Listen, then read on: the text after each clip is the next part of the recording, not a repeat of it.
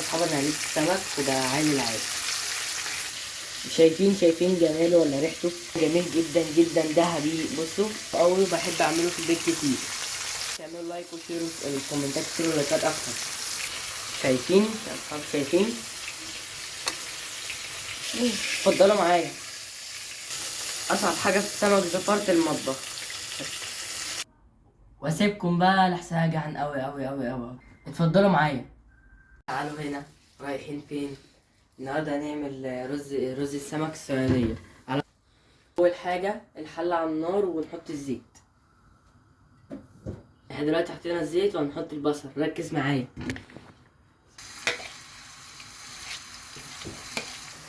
بص يا صاحبي، دلوقتي يا صاحبي انا راجع من الدرس، رحت فوت على محل السمك وجبت احلى 2 كيلو سمك وغسلته.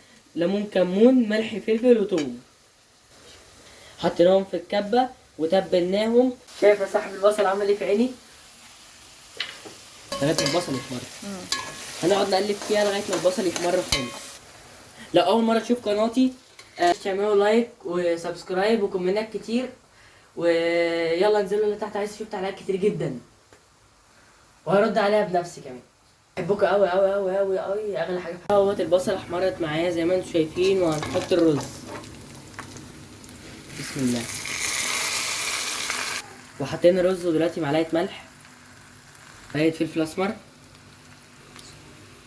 ومعلقه كمون، معلقه بقى بهارات رز. نديله بقى تقليبه ونضيف الميه وكده اهوت بقى نسيبه يستوي، ونسيبه بقى على النار بقى لغايه ما يستوي. يا جماعه الرز استوى وبقى عالي العال. هنا بقى نقلي السمك بقى يا شباب. جبت بقى صينيه وحطيت بقى فيها دقيق وبهارته، وناخد بقى السمكه نفضل بقى نعملها كده.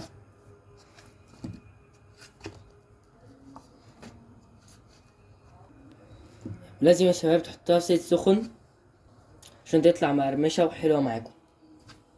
ما تنسوش تحطوا لايك وشير وسبسكرايب كده بقى انا عملته بقى بالدقيق وهنحطه في الزيت السخن. يلا بينا ونقول بسم الله. في الرز عامل ازاي؟ مفلفل وجميل جدا.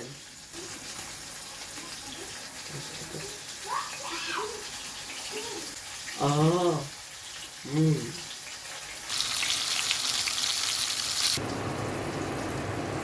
وبكده بقى يا اصحابي انا قليت السمك وبقى عالي العال. بقى يا اصحابي انا قليت السمك وبقى عالي العال. شايفين جماله ولا ريحته؟ جميل جدا جدا ذهبي. بصوا قوي بحب اعمله في البيت كتير.